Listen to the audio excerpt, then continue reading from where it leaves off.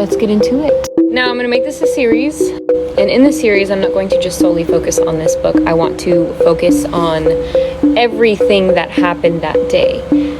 Who was there? Why were they there? What, just, you know what I mean. But anyways, let's get into it. So let's start off with this. I did find her social media account. That is me getting in contact with her. I have not gotten a text back, but I did notice that she went private shortly after I did text her. So I don't think we're gonna get any luck there. I don't even think she wants any part with this. Many of you have also brought to light that it could be a pen name, and a pen name is used for this balance between relief and uncertainty to find the mood of the night. Now this is leading back to the pen name, meaning resurrection. Articles saying Charlie Kirk was shot and killed, but just the headline. And the people there were chanting, and we have the audio, you hear the crowd, the noise, there's all the witnesses that were saying, it's kind of like, it's like the crazy man that stabbed the Ukrainian girl in the throat. You got to listen real carefully. He says twice, like, I got that white girl, but he's in a train, so you have to really listen carefully. But you can hear it in there. I don't know if it'll translate over AM radio out there, probably a little on FM, but it's all over actually. You want to see it. And the cheering, yeah, once it happens, yeah, they're looking, yeah. And so, and I've got all the postings in the town by leftists and trans people that, hey, he's getting liquidated tomorrow. He's getting dissolved tomorrow. Something big's going to happen. He's going to go bye-bye. And then there's this, and I'll play it to show you the stuff in a moment, but look at this. Let's put this on screen from Amazon. Put the full screen up, please. The shooting of Charlie Kirk. Yeah, blow that up. Why does Amazon have the shooting of Charlie Kirk by Anastasia J. Casey posted one day before he was murdered? And then they updated it, and it's on the Internet Archive. That's been checked. It happened a day, September 9th. So it was already out there. And then they updated it today. Publication date, September 9th. The FBI needs to be knocking down some doors over there. Thanks for seeing this all about Charlie Kirk. First of all, I am devastated. I am stressed. I hope he's okay. I was just Googling this, and something blew my mind. This just happened, September 10th. If you look on Google right now, 19 hours ago, posted by New York Times and Los Angeles Times, 19 hours ago, saying Charlie Kirk was shot. 19 hours ago would have been September 9th. Today's the 10th. This doesn't make sense. 19 hours ago. Today is the 10th. This doesn't make sense. How could the New York Times and Los Angeles Times report 19 hours ago that he had been shot when this just happened September 10th? Now, Grok confirmed this. I went and looked it up and confirmed it. I saw this. Are you awake yet? Subscribe right now. Share this message with a friend. This is going to blow your mind. Check this out. All day before Charlie was shot, put out articles.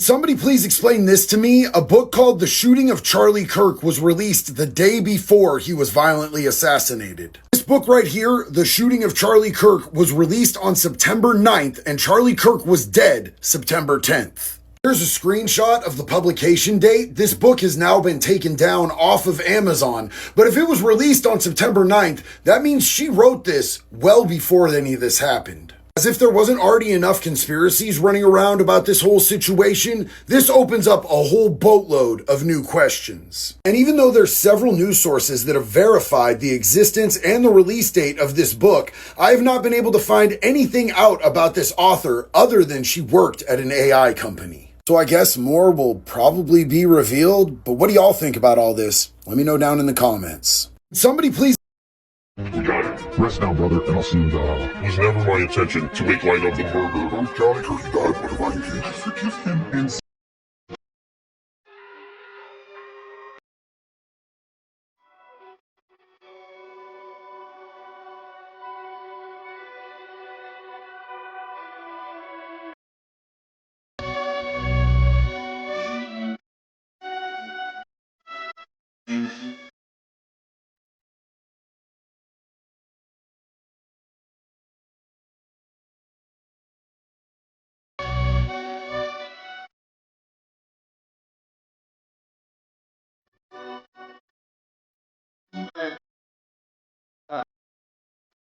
Now, as for the rich thing,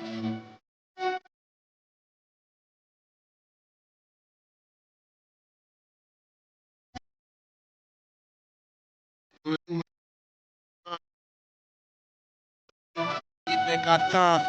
How did you get that?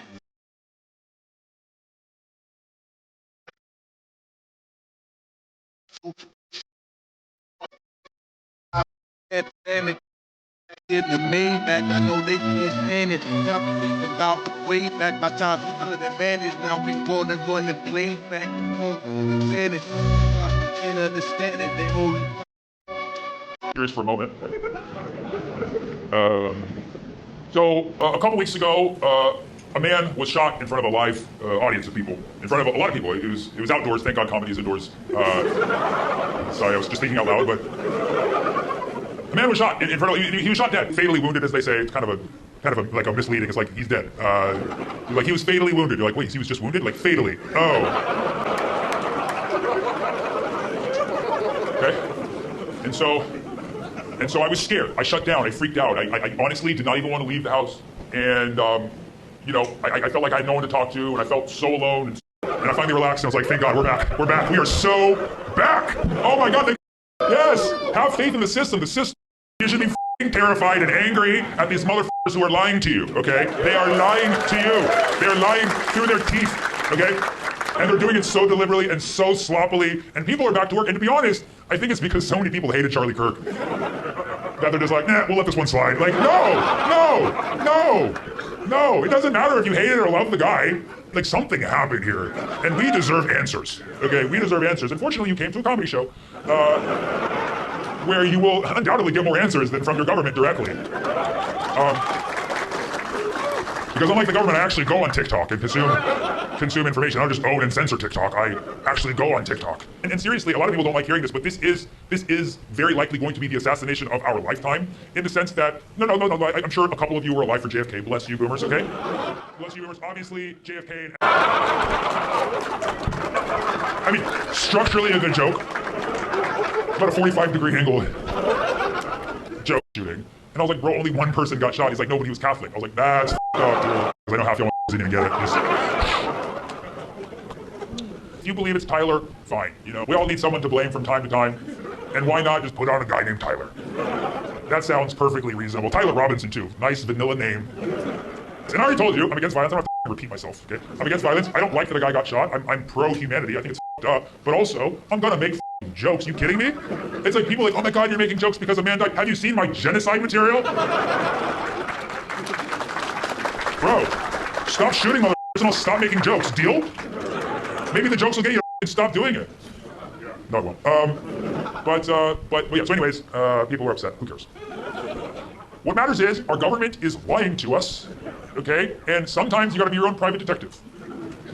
I really wanted to dig in, go into the case, watch as many TikToks as I possibly could. I want to look at the details and really understand why our government is lying to us and how to prove that they are lying to us. So let's look at the facts here. Allegedly, Tyler showed up to the campus at 8:29 a.m. that morning, which, first thing to notice, not quite as an achiever as Luigi. Luigi was on site at 5:30 a.m. in the dead of winter, when the sun rises at 8 a.m. He was up with the birds, man. Tyler rolled out of bed at 7:45, grabbed his grandpa's rifle, and then went to the school and allegedly stuffed it in his pants, because you see camera footage of him walking around campus with no rifle, but yet he didn't leave to go get it. So he was walking around with a rifle on him, and they don't know where, so he had to have stuffed it in his pants, which I would believe if he wasn't wearing skinny jeans. Bro, his jeans were like this, and you're telling me there was a shotgun right there? Bro, like, I'm wearing relatively skinny. I can even put my hand in my own pants right now. This guy can put his whole grandpa's rifle in there. Bro, I don't believe it, okay? The shooting happened at 12:23 p.m., okay, which is already really crazy, right? 12:23, 1, 2, 2, 3, it's like counting to 3, but you stutter. Just saying, the signs are there, man. At 12:23, a shot rang out, okay? Instantly, you have footage of allegedly Tyler running off of the roof and jumping off of the roof. Something you should know about this footage, it's been alleged, there's no actual proof of this, but I hope this does come out. That camera footage we've all seen of Tyler jumping off the roof is only a portion of what that camera shows, and that camera actually shows a wide view of the entire rooftop of that building, which could potentially show Tyler at the moment of the shooting. But for some reason, they're not showing that. This is all alleged, but you would presume, if we have a camera that caught him jumping off at the right time, why do we not have a camera showing more or less where he was on the roof in the position of the shooting, right? But you see him jumping off with no rifle, so either, again, he was in the pants, just like, which, his knees bend, so there's no way, there's no way. And so some people say they see a thingy, he has a thingy, perhaps like a towel or a piece of cloth that the rifle is under, disassembled, which is potentially can make sense. The only thing is, to disassemble it, he had to use a screwdriver, which he left on the roof. That's what the FBI is saying. They say that the screwdriver, he left it on the roof, it's probably still there. How sloppy they are. The screwdriver is probably still there, and he left on, they say his DNA is all screwed, he's just like, and he threw it on the roof like a idiot. He's like, disassemble.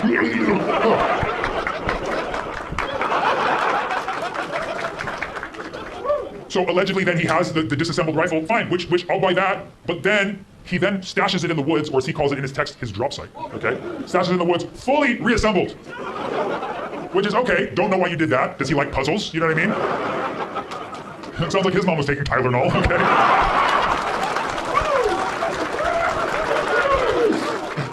Stashes it in the woods, fully reassembled, which is fine. Maybe he did reassemble the rifle, but without the screwdriver? He left it on, did he have 2 screwdrivers? And he's like, this is my DNA one, this is my non-DNA one.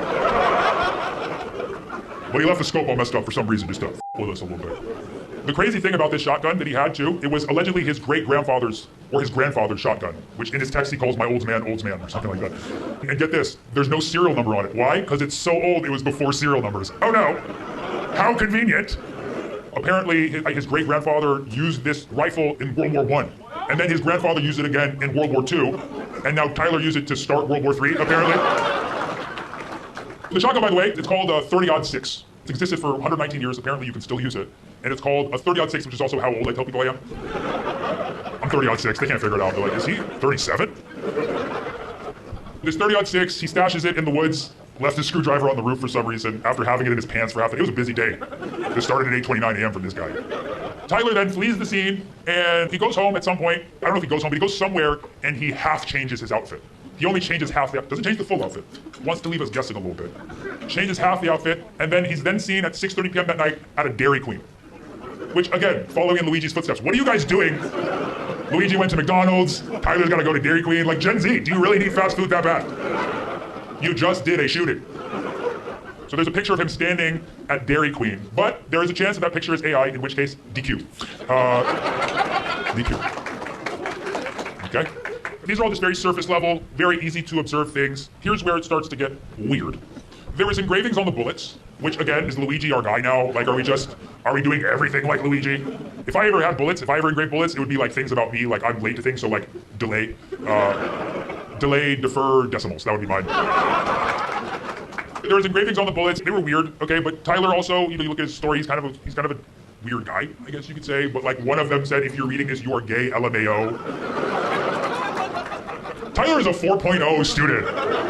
Like, he literally had a scholarship. I don't know, it just sounds like something more like that, like Cash Patel would write, you know what I mean? Here's where I think the most concrete evidence that this was completely staged and fake comes in. If you watch the video, and I know it's gruesome, the video of Charlie Kirk getting shot in the neck, I know it was hard to see, like, for me, when I saw it, I was like, I can't believe I'm seeing this. I said that, like, literally each of the 20 times that I watched it, back to back. It was a lot, but there are a lot of videos now, both on the left, on the right, people from all over the spectrum who are analyzing this video, and they have a very good point. When you watch it in slow-mo, it does not look like the bullet is entering through here, it looks like it is exiting. In fact, when you see it very closely, you see some frames of something behind his neck, and then you see, okay, now, I've never been shot in the neck, so maybe it could go like this first. But I don't think so. It looks like it's leaving his neck, and he kind of hunches forward too, which you would do if you got shot in the back, and also, like, he does something with his hands, they say it's like a neurological thing you do when you're hit directly in the spine. He does that right away, so you think it hits him there, and then it comes out the neck. You literally see it coming out. When this shooting first happened, a bunch of people came out like, yo, this had to be a professional job because he did it from 200 yards. But then a lot of like hunters came out and be like, nah, I can do that. So I'm like, fair enough. I don't spend a lot of time at the range, okay? I'm kind of scared now though. Fortunately, most of my shows don't have 200 yards worth, but you know, we're good. But now all of the gun experts are coming out and saying a 30-06 will shoot through bricks. And they've actually posted videos showing the 30-06 shooting through like 3 bricks. But apparently, the autopsy, which at first they said they didn't do, and then 2 weeks later they said they did, claims that the bullet went into Charlie's neck and his bones were so strong because his mom did not take Tylenol. She just drank straight milk.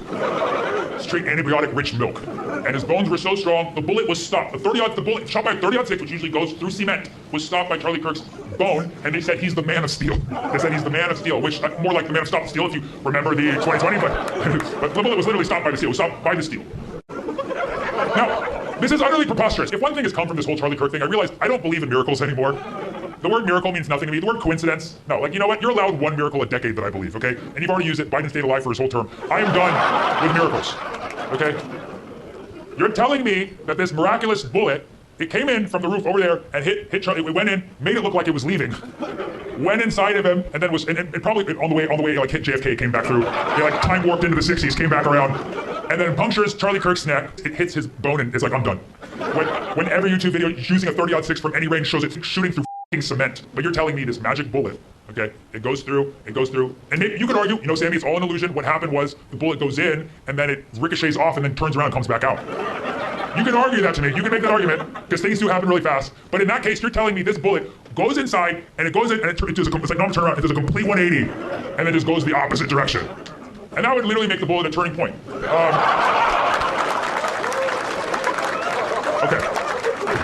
USA. Okay. I actually wrote that joke the first day, but I didn't want to tell it till this week. I even told it to my comedian friends, like, bro, that's brutal. Like, nobody's.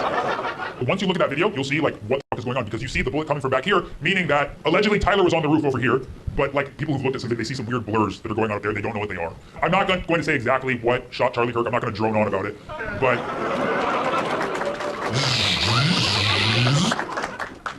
I'm just saying, look at the slow-mo replay of those videos, you see something very drone-like, okay? And you also see like a mysterious aircraft flying away really quickly that could be like the mothership for that drone.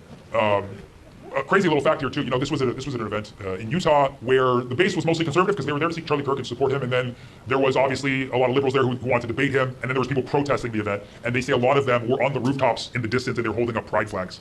And you can only imagine that if Charlie Kirk was shot and he looks up at who did it, and the last thing he sees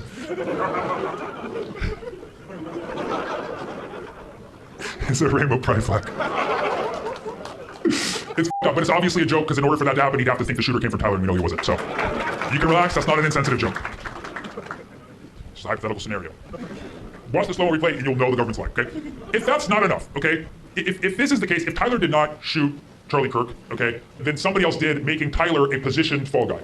And you're like, well, why would they go through all this effort to place a fall guy? Well, we already have confirmed there's already been 2 fall guys on the scene at that event. I don't know if you saw, after Charlie Kirk is shot, the very first thing that happens is an old guy gets up and he's like, it was me, shoot me, it was me. That's weird. You don't normally get that at shootings. This guy was very ready for that to happen. And so obviously they go for him, they grab him, they take him, they interrogate him, spend like a couple hours doing it, and just to find like, yeah, it's definitely not him.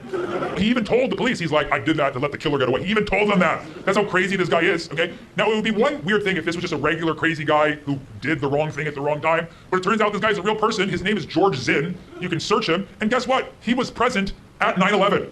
He was there in New York City at 9/11. Guess what? He was also at the Boston Marathon bombing.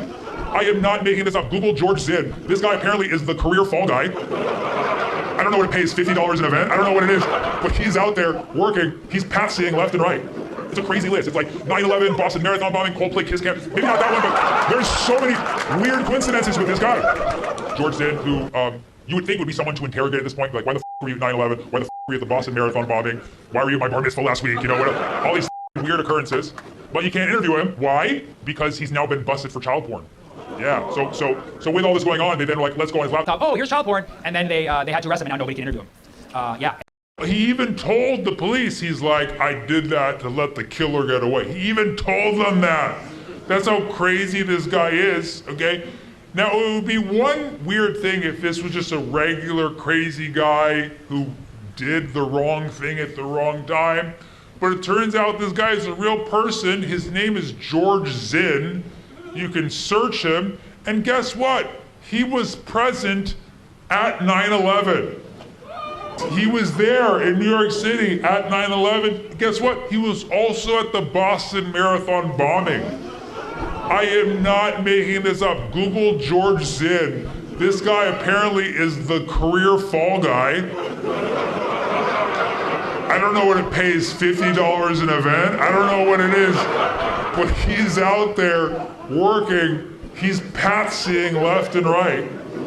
It's a crazy list. It's like 9/11, Boston Marathon bombing, Coldplay, Kiss Cam.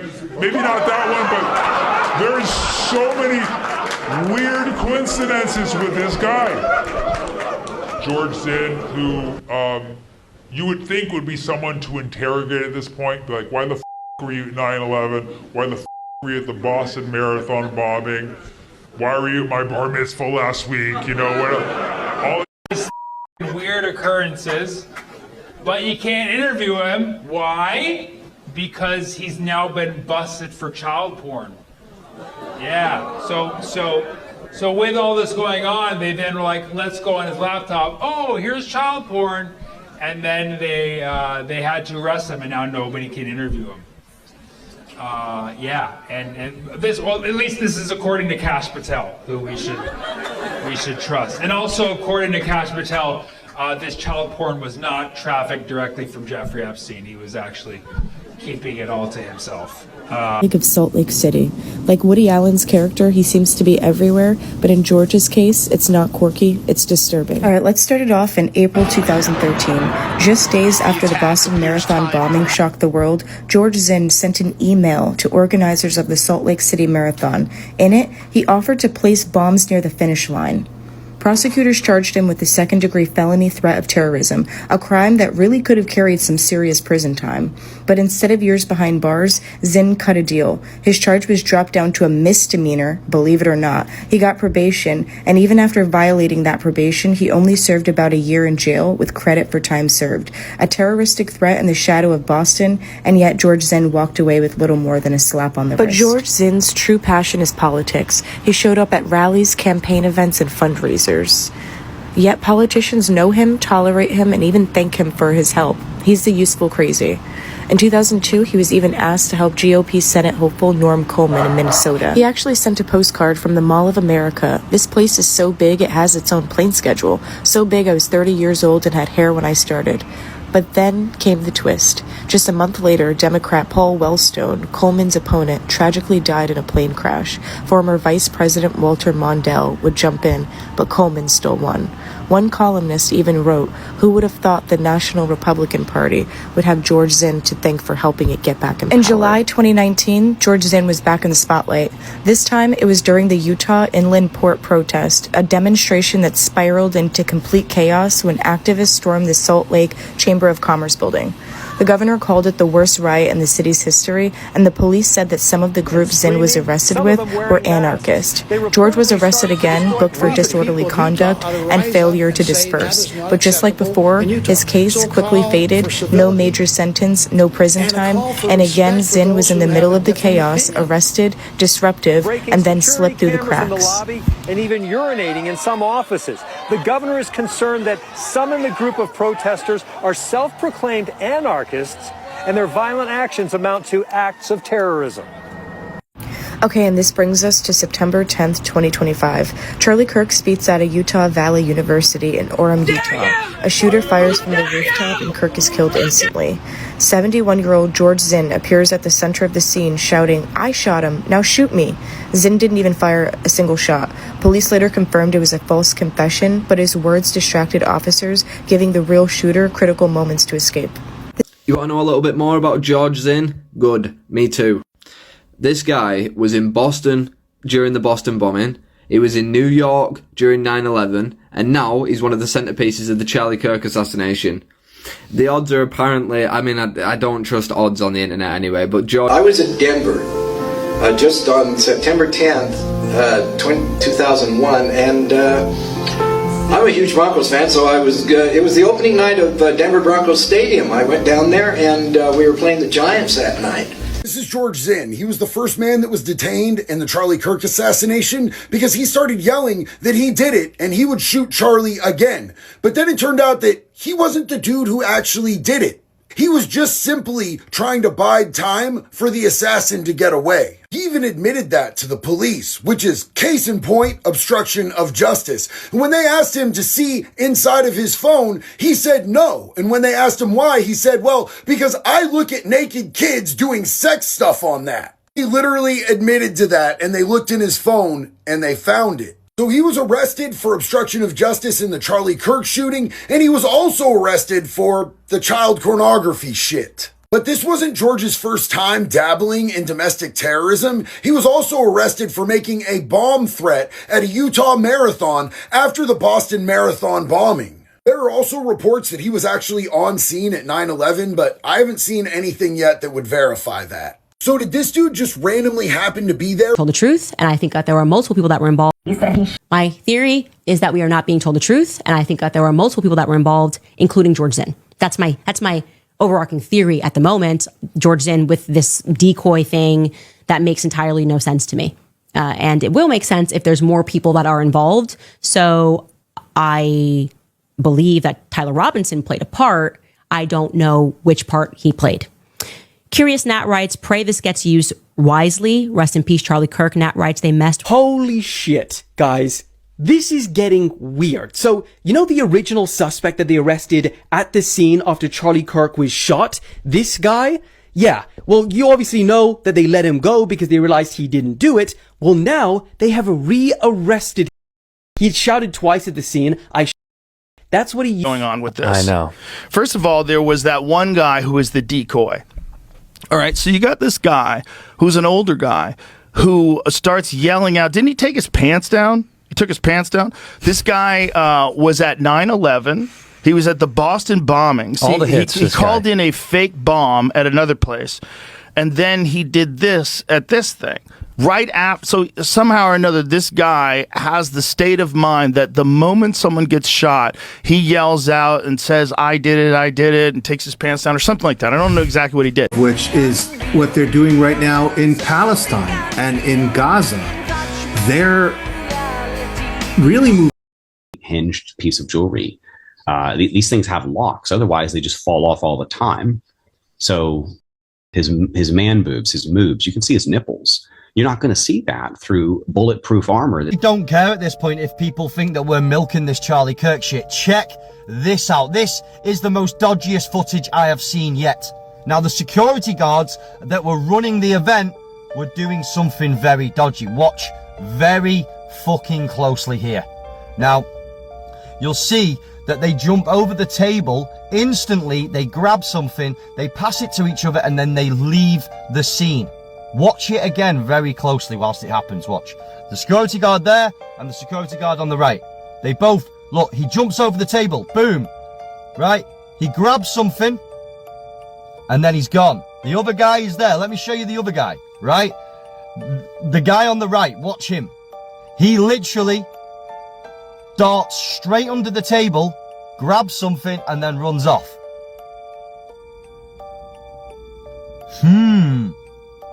What do we reckon's happening here, guys? I mean, mixed with the fact that we've caught someone messing with the holographic projection device, I think this situation is 1,000,000% a hoax, and the world was manipulated to believe something that was going to push a bigger narrative. But obviously, for the censor reasons, this was just for entertainment. Rest in peace to Charlie Kirk and his beloved family.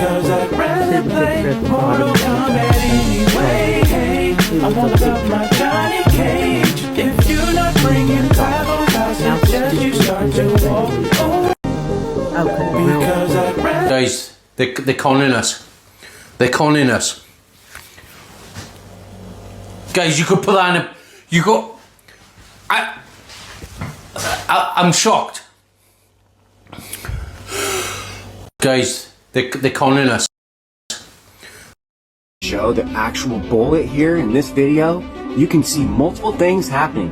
For one, look at the letters on his shirt.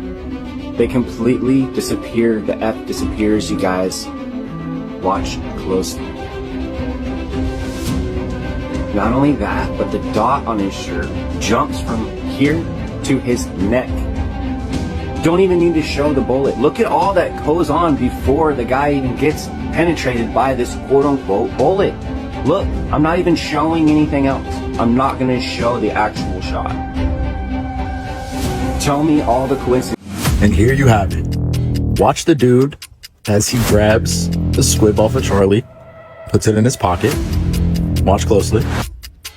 The one guy grabs the squib, gives it to the guy with the polo, he puts it in his pocket. Now the other guy that I once said, press the remote for the squib, takes the remote, puts it in the other guy's pocket, and he takes off. So the first guy gets the squib that was on the neck. Watch closely.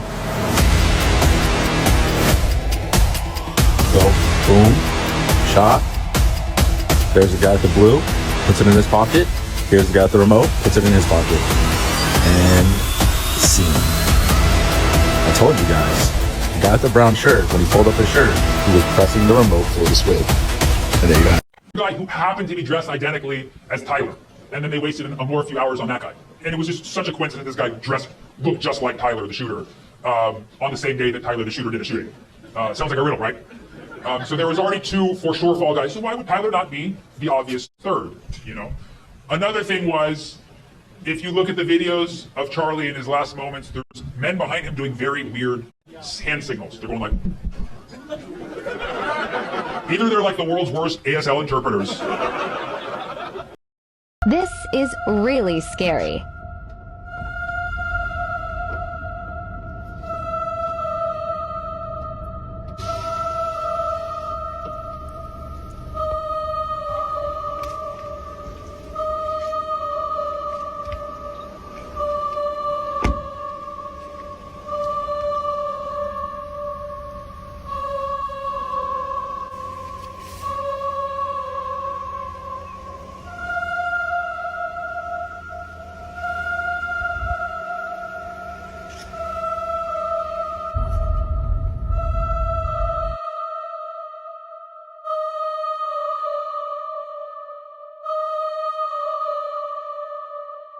Robinson didn't kill Charlie Kirk. Charlie Kirk's Israeli security detail killed Charlie Kirk, and Charlie Kirk's assassin is caught on tape. Blake Bednar has brought us this video. We'll break it down. Take a look at this. Here it is from the wide angle. Watch Charlie Kirk's right side of his t-shirt. Watch the lavalier lapel mic. Do you see it explode? Let's bring it in just a little bit closer. Watch this. Put it in a freeze frame. That is the explosion from Charlie Kirk's lavalier lapel mic. Want to see it again? Bring it in closer. Remember when we told you that that was absolutely an exit wound? Yeah, it is. Check the trajectory of the round that was deployed from that lavalier lapel mic. That went directly from Charlie Kirk's lapel. That went directly from underneath Charlie Kirk's white t-shirt up through his neck and created the exit wound that we told you was an exit wound immediately when we saw that exit wound. First we had exploding pagers. Now we have exploding mics. Do you remember the vector analysis from John Bray? That proves that all of the activity came from the mic that Charlie Kirk was wearing.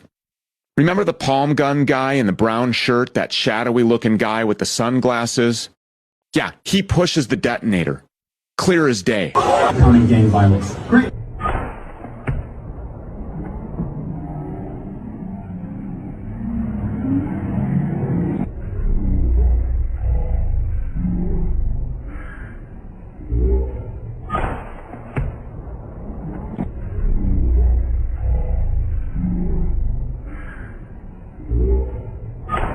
That's the assassin. That's the guy that pushes the detonator, which perfectly aligns with the explosion that pushes that projectile through Charlie's right side of his neck and out the left side, creating the exit wound.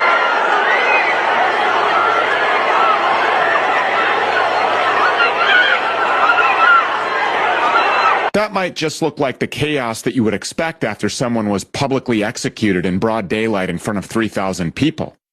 But in no way did that trigger man, that assassin in the brown shirt with the sunglasses, act alone. We have video now from Destiny that shows the handoff of this remote detonator.